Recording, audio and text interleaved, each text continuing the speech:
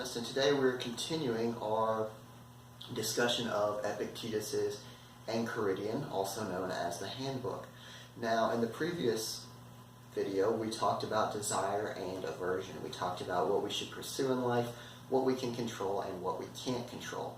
Today we're continuing, but this time we're talking about when situations arise. How can we prepare ourselves to deal with them in a Stoic manner? How can we get ready for whatever situations that life might throw at us and be prepared to respond to them in an appropriate manner? Well, let's jump right into it. Epictetus says that when you are about to undertake some action, remind yourself what sort of action it is. If you are going out for a bath, put before your mind what commonly happens at the baths. Some people splashing, some people jostling, others being abusive, and others stealing. So Epictetus is saying whenever we're about to do something, we don't want to just think, okay, I'm going to the store, I'm going to work. We want to consider all the possible things that could happen, right? If you're going to work, you know that your coworkers could be grumpy. If you're going to the store, you know, someone might push you.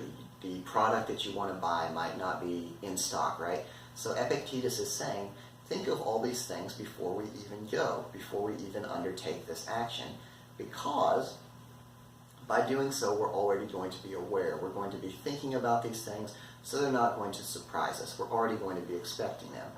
But even more importantly, he says, when you undertake this action, you will be more secure. You will say to yourself, I want to have a bath and also to keep my choices in harmony with nature, and do likewise in everything you undertake.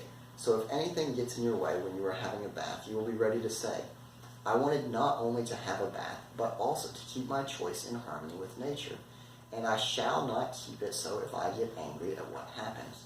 So, we're not simply going to take a bath. We're not simply going to work, or we're not simply going to the store. We're going to the store and keeping our choices in accordance with nature, right? So if we go to the store, we get everything we want, but we lose our temper and we cuss someone out because they bumped into us in line, then we didn't succeed in what we were wanting to do. So, two takeaways from this passage. One, think of all the things that can happen in a situation beforehand so that you're more prepared and that they don't take you by surprise. But two, remember that whatever you do, it's not just the task that's important. It's also how you conduct yourself. So moving on, Epictetus says, it is not the things themselves that disturb people, but their judgments about those things. Death, for instance, is nothing terrible, or else it would have appeared to Socrates also. But the terror lies in our own judgment about death, that death is terrible. So whenever we are frustrated or disturbed or upset, let us never blame others, but only ourselves. That is our own judgments. It is the action of an uneducated person to lay the blame for his own condition upon others, of one who has made a start on his education to lay the blame on himself, and one who is fully educated to blame neither others or himself. So, what does this mean? Epictetus is saying that whatever transpires, it's our judgments that we have to contend with, right? If something happens, this is external to us.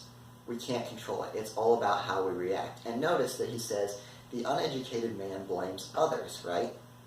So he says, oh, I didn't get the job because this person hates me. Oh, this person was a jerk, this person's so rude.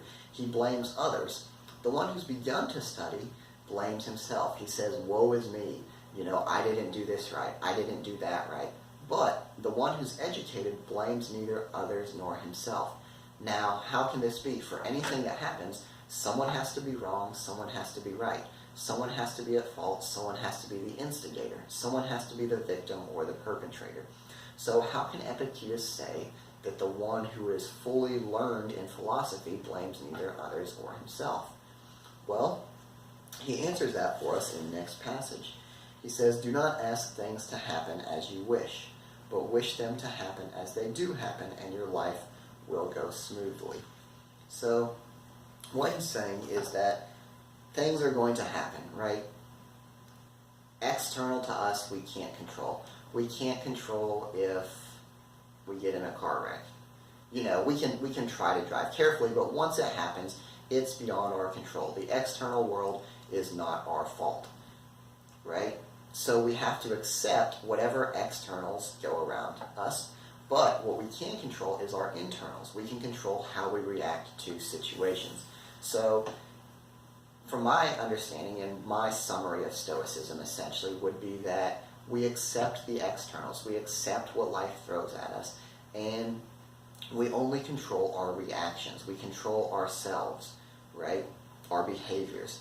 So next time that you're going into a situation, remember this, think about all the possibilities that could come out of the situation. That way you're more prepared to them, you're anticipating them and they won't take you by surprise. You'll be more prepared to act and react appropriately. Also, remember that Stoicism is all about accepting what happens to us. So hopefully by learning and applying these principles, you'll be able to live a much more focused, mindful life, and that it'll help you whenever you're going into some kind of situation. So in this series, we've been talking specifically about how to prepare for a situation. In the next few passages, we're going to be talking about how to react to a situation once it's already occurred. I hope that you will tune in for that and that we will see you next time.